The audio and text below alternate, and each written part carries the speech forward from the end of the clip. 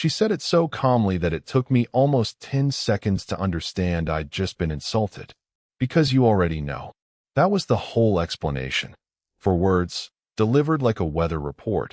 Like she was telling me the party started at 7 instead of telling me why I was the only person in our entire friend group who hadn't gotten an invitation to her engagement party.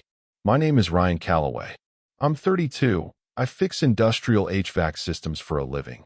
And up until that Tuesday afternoon, I would have told anyone who asked that Sophie Larkin was my best friend. Not a girl who's a friend. Not it's complicated. Best friend, the kind you don't have to explain to people, the kind where the friendship has its own gravity and everyone around you just orbits it without asking questions. We met 9 years ago in a community college algebra class neither of us needed for our majors, and both of us were failing anyway. She borrowed a pencil from me the first day and never gave it back, and somehow that became the entire foundation of a decade. After that, it was study sessions that turned into diner breakfasts at 2 in the morning, breakups we nursed each other through, an apartment we almost got together in college before her mother talked her out of living with a boy, even a friend. 9 years of birthdays, bad haircuts, one memorable food poisoning incident in Mexico, and a level of comfort where silence never once felt like something either of us needed to fill. I should say up front that I dated other people during those 9 years. So did she. There was Kayla, who lasted a year and a half and ended when she told me, almost like an accusation, that she felt like she was competing with a woman I swore up and down was just my friend. At the time, I thought that was jealousy talking. I didn't examine it too closely, because examining it meant asking questions I wasn't ready to answer. Sophie dated a string of men who were fine, forgettable, the kind of guys you meet at a barbecue and can't picture a week later. None of them lasted. I told myself that was just Sophie being picky. I never asked myself why she was picky in a very specific direction that happened to overlap with things she said I did without trying. So when she started dating Marcus Webb a year and a half ago, I did the thing a good friend does. I showed up. I met him for beers within the first month, told her he seemed solid, meant it, mostly. I helped him move a couch up 3 flights of stairs when his back gave out halfway through. I went to his birthday dinner, his sister's baby shower, a barbecue at his parents' lake house where I got sunburned defending Sophie's honor in a game of cornhole nobody asked me to defend. Marcus was, by any reasonable measure, a good guy. Steady job in commercial insurance, showed up on time, remembered Sophie's coffee order, didn't flinch when she talked about her chaotic family. I liked him fine. That's an important detail, because this isn't a story about hating the guy she chose. This is a story about the 4 words she used when she decided I didn't belong in the room where she celebrated choosing him. It started with a group chat. Not my group chat. A screenshot forwarded to me by our mutual friend Priya, who had the good sense to look uncomfortable while she did it. Engagement party planning. The chat was titled. Sophie had made a checklist. Venue booked. Caterer confirmed. Guest list, 40 people, every name I recognized. College roommates. Her cousins. People from her office I'd met exactly twice. Priya was on it. Priya's boyfriend was on it. The guy who fixed Sophie's car once, back when her transmission went out on a road trip we'd all taken together, was on it. I was not on it. I stared at that screenshot for longer than I want to admit. Then I told myself there had to be an explanation. A scheduling thing. A separate smaller gathering just for the 2 of us later. Something private and personal, because we meant more to each other than a room full of 40 acquaintances could hold. Sophie wasn't cruel.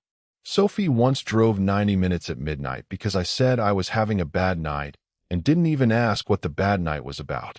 She showed up with 2 coffees and a blanket and sat with me on my porch steps until 3 in the morning without once asking me to explain myself. This had to be a mistake. I called her instead of texting because some conversations deserve a voice attached to them. Hey, she said, and something in the way she said it told me she already knew why I was calling. So I saw the guest list, I said, trying to keep my tone light, trying to leave her a door to walk through where this all made sense. Priya sent it over. Guess I got left off by accident. The pause on the other end of the line was long enough that I could hear a car horn somewhere behind her.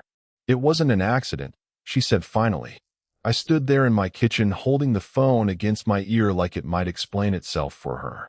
Okay, I said slowly. So walk me through it, because I'm having a hard time understanding how I'm not invited to your engagement party after 9 years. Ryan. My name came out soft.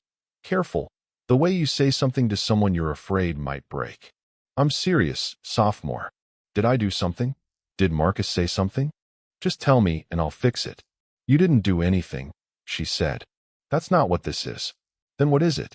Another pause. Then she said the 4 words that would sit in my chest for the next month, like a stone I couldn't cough up. Because you already know. I laughed, not because anything was funny, but because my brain didn't have a better response loaded. Know what, Sophie? I genuinely don't know what that means. I have to go, she said. I'll call you later. She didn't call me later. She didn't call me the next day either. And I spent that entire week turning her sentence over like a rock. I kept flipping to see if the underside said something different. Because you already know. Know that she was marrying Marcus? I'd known that for months. I'd celebrated that. I'd bought a card. I'd already picked out a gift. Know that people change? Sure, but that felt too small for the weight she'd put behind it. There was only one interpretation that kept crawling back no matter how many times I pushed it away, and it was the one I didn't want to look at directly, because looking at it directly meant admitting I'd been carrying something for longer than I'd let myself notice. The party was in 9 days. I found that out not from Sophie, but from a photo Priya posted of a cake tasting, Sophie and Marcus laughing over 3 different slices of red velvet. The caption reading, "Counting down to the big celebration." 40 people liked it. I sat with my thumb over the screen for a solid minute before I put the phone face down and didn't touch it for an hour. My sister Danielle came over that weekend and found me sanding down an old dresser in the garage that didn't need sanding, which is usually a reliable sign that I'm working through something I don't want to say out loud. You look like a man building a coffin for his own dignity, she said, leaning against the workbench. Sophie didn't invite me to the engagement party. Danielle didn't look surprised, which somehow made it worse. I heard. You heard? From who? Priya. She felt bad. She thinks you should know why. I set the sander down. Then somebody tell me, because Sophie gave me 4 words and a dial tone. Danielle crossed her arms, considering me the way she used to when we were kids, and she was deciding whether I could handle the truth or needed the gentle version first. She went with the truth. Priya thinks Sophie didn't invite you because she can't get through her own engagement party with you standing in the room watching her do it. I stood there holding a piece of sandpaper like it was suddenly the most complicated object in the world. That doesn't make sense, doesn't it though? Sophie picked Marcus, Danny. She's marrying Marcus. She's been planning this wedding for 6 months, color swatches, seating charts, all of it.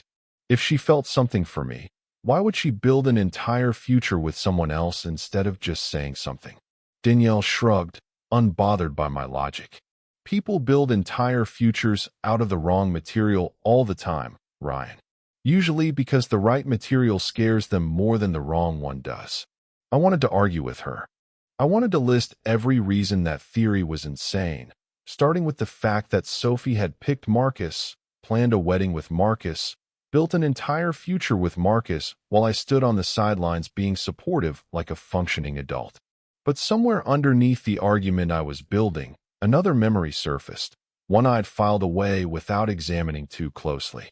6 months earlier, the night Marcus proposed, Sophie had called me before she called almost anyone. 11:40 at night, her voice bright and shaking with excitement. I said all the right things. I'm so happy for you. He's a lucky guy. Congratulations, sophomore. And then, right before we hung up, she'd gone quiet for a second and said, almost like an afterthought, I wanted you to be the first person I told, not the second, not the 5th. The first. I hadn't thought much of it at the time. Now it sat differently. There was more, once I let myself start looking. The apartment we almost got together in college, the one her mother had talked her out of, hadn't actually been Sophie's mother's decision the way I remembered it. I remembered it wrong, deliberately, because the real version was Messier. Sophie had called me 2 days before we were supposed to sign the lease and said she'd changed her mind, that she thought living together might make things complicated. And when I'd asked what she meant by complicated, she'd laughed it off and said something about roommates always ruining friendships eventually. I'd accepted that answer at 23 because 23-year-old me didn't want to look any closer either. There was the way she never once asked about the women I dated for longer than 30 seconds before changing the subject, always with some joke that redirected the conversation somewhere safer. There was the way I'd never once, not once in 9 years, actually looked hard at another woman the way I apparently looked at her, a fact I'd never noticed until I was forced to sit with it in my own garage at 11 at night with sawdust on my hands. I didn't sleep well that night, replaying 9 years like I was searching for a crack I'd walked past 100 times without noticing it was there. The next morning, I texted Priya directly, because I needed a version of this that wasn't filtered twice. Can we talk? I need to understand what's actually going on. She called me within the hour, and I could hear in her voice that she'd been waiting for someone to ask her directly instead of making her volunteer information she wasn't sure was hers to share. I probably shouldn't tell you this, she said, but I also think it's cruel not to. So I'm going to tell you, and you can be mad at me later if you need to be. Go ahead. About 2 months ago, Sophie and I were at her apartment going through seating charts, and she got quiet in that way she does when she's trying not to say something. I asked what was wrong, and she said, and I'm quoting this as close as I can remember it, "I keep imagining Ryan sitting at one of these tables watching me marry someone else, and I don't know if I can actually do that." My chest tightened in a way that had nothing to do with the cold garage air. "What did you say?" I asked. I asked her if that meant what I thought it meant. She got really defensive, said I was reading too much into it, said Marcus was a good man, and she was lucky, and she wasn't going to blow up her whole life over a feeling she'd never let herself examine properly. I let it go because it wasn't my place to push. But then the guest list happened, and you weren't on it, and I put it together pretty fast. Why didn't you tell me sooner? Because it wasn't confirmed, Ryan. It was one comment at one seating chart session. I didn't want to hand you a theory and watch you blow up her wedding over something that might have just been cold feet talking. But then she gave you those 4 words on the phone, and Danielle told me she'd told you the same theory, and at that point it felt more irresponsible to stay quiet than to just tell you what I actually know. I thanked her, hung up, and sat in my kitchen for a long time without moving. I want to be honest about something here. Part of me wanted to call Sophie immediately and demand answers. A bigger part of me was terrified, because if Priya was right, then 9 years of my life needed a complete recalculation, and if Priya was wrong, then I was about to destroy a friendship by projecting my own confused feelings onto 4 cryptic words and 1 secondhand comment about seating charts. I decided I needed to hear it from Sophie directly, not filtered through Priya, not guessed at through Danielle. So 4 days before the party, I drove to Sophie's apartment without calling first, which was either the bravest or the stupidest thing I'd done in years, possibly both. She opened the door already looking tired in a way that had nothing to do with wedding planning. "Ryan, can I come in?" She stepped aside without answering, which I took as permission. Her apartment looked the way it always did, string lights over the kitchen window, a stack of bridal magazines she pretended not to care about on the coffee table, Marcus's jacket over the back of a chair like he'd been there recently, and left in a hurry. "You didn't invite me to your engagement party," I said, because there was no version of easing into this that felt honest. "I know. And when I asked you why, you gave me 4 words and hung up." She sat down slowly on the arm of the couch, arms wrapped around herself. "I know that too. So tell me the rest of it, Sophie. I've spent a week guessing, and every guess I land on scares the hell out of me, so just tell me." She looked at me for a long moment, the kind of look that felt like she was deciding whether the next sentence would cost her something she couldn't get back. "If you were in that room," she said quietly, watching Marcus put his arm around me while 40 people toasted us, "I don't think I could have gotten through the night without looking at you the entire time instead of him. And I think you would have noticed. And I think everyone else would have noticed too." The room went very still. "Say that again," I said, because I need to be sure I heard it right. I'm marrying a good man, she said, her voice starting to shake now. A kind man who has never once made me feel small, who shows up, who's steady. And for a year and a half I have told myself that steady is exactly what I want, because the alternative was admitting that the person I actually wanted standing next to me at that party has been my best friend the entire time, and I never let myself say it out loud, because saying it would have ruined the only version of you I was allowed to keep. I sat down across from her, my legs suddenly unreliable. Sophie, don't, she said quickly. Don't say anything yet. Because if you say the wrong thing right now, I don't think I survive it. And if you say the right thing, I don't know what I do with a wedding that's 9 days out and a guest list of 40 people who already RSVP'd. I'm not going to lie to you to make this easier, I said. You asked me not to say the wrong thing. I don't know if what I'm about to say is right or wrong. But it's true, and I think you deserve true more than you deserve easy. She looked at me, waiting, her whole body braced like she was standing at the edge of something. I called you the night of every bad date I ever went on, I said, not because you were convenient, because some part of me needed to know you were still there before I could feel okay about anything else in my life. I told myself for 9 years that was just what best friends do. I think I told myself that because the other explanation meant admitting I'd been standing next to the one thing I actually wanted and calling it friendship, so I never had to risk losing it. Her eyes filled, but she didn't look away. I'm not saying this to blow up your engagement, I continued. I'm saying it because you just told me the truth even though it terrified you, and I'm not going to hand you a smaller version of mine in return. For a long moment neither of us said anything. Somewhere outside, a car alarm went off and stopped. Sophie wiped one eye with the back of her hand and let out a breath that sounded like it had been held for months. I don't know what to do with this, she whispered. You don't have to know tonight, I said. But I think you already knew before I said any of it. I think that's what you meant on the phone. Because you already know. She almost laughed, a broken, surprised sound. I hate that you just used my own line against me. I learned from the best. Sophie sat with that for a long time, staring at Marcus's jacket on the back of the chair like it belonged to a version of the evening that had already ended even though nobody had said the actual words yet. When she finally spoke, her voice was steadier than I expected. I have to talk to Marcus before I talk to you, she said. That's not me choosing him over you in this exact second. That's me refusing to become someone who blows up another person's whole life through a side door. He deserves to hear this from me directly, not find out because I disappeared into old feelings I never had the courage to name. That's fair, I said, and I meant it, even though every part of me wanted to argue for speed instead of decency.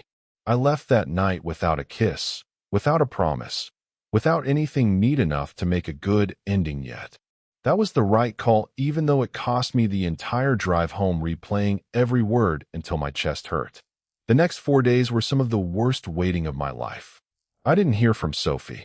I didn't reach out either, because I decided this had to be her timeline, not mine. Priya texted me twice just to check I was still functioning as a person.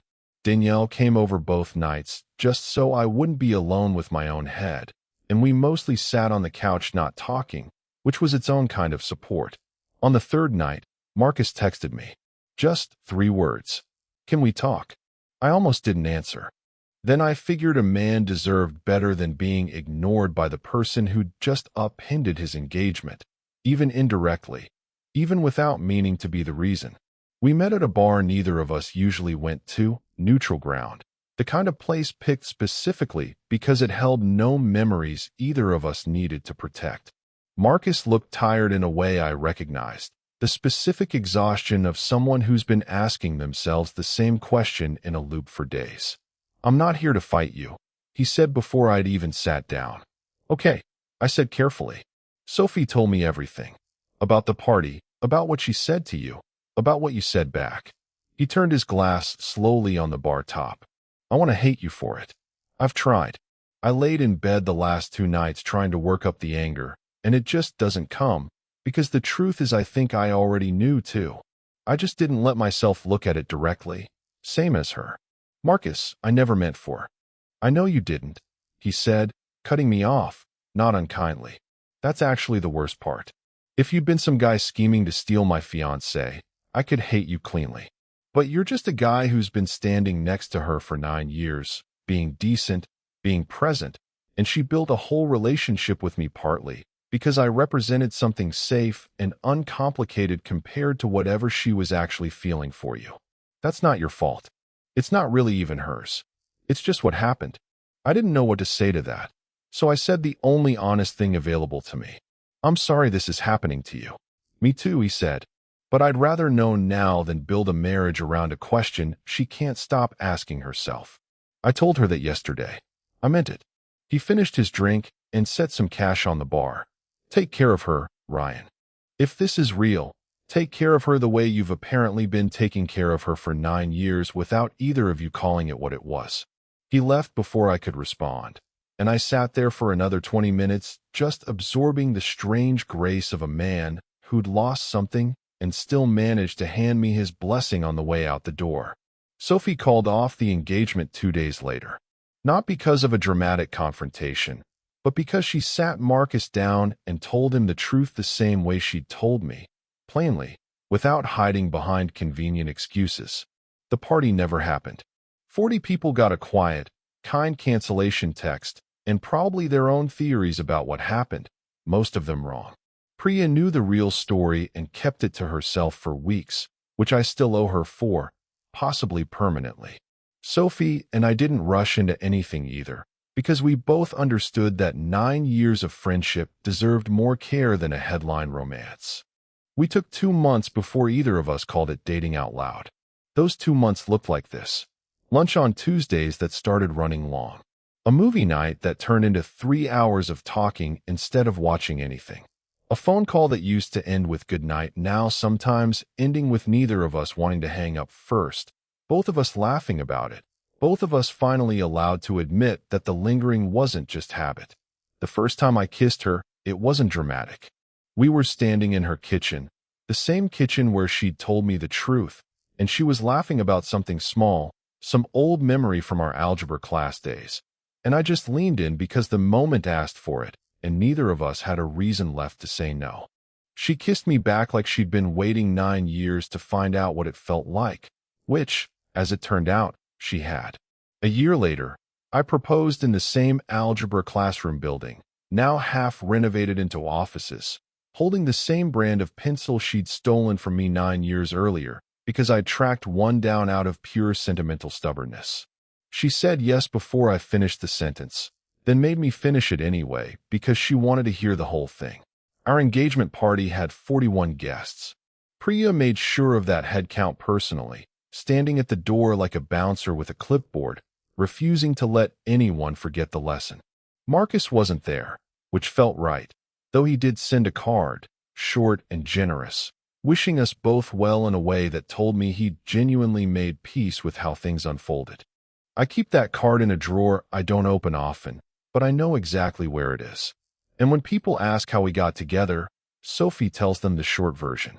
I didn't invite him to my last engagement party. When people ask why, she smiles and says exactly what she told me on that phone call that started all of it. Because he already knew.